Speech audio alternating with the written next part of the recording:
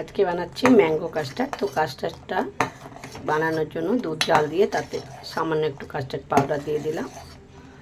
আর এখন দিয়ে দেব একটু সাবু দানা সিদ্ধ করে নিয়েছি, দিয়ে ভালো করে মিশিয়ে নেব।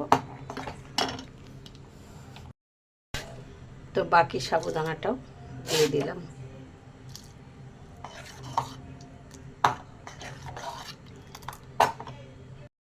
তো দেখো বন্ধুরা, এটা অনেকটাই ঠান্ডা হয়ে গেছে।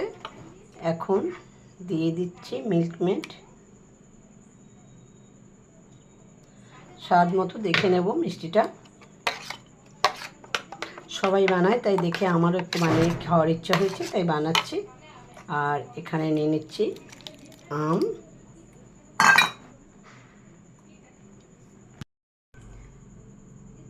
এখন একটা পাত্রে ঢেলে নিচ্ছি।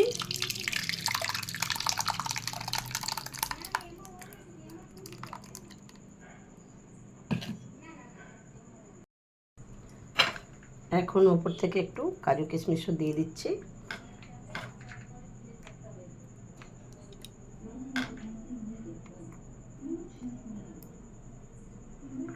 আর দিয়ে দিচ্ছি একটু গুঁড়ো কাজু।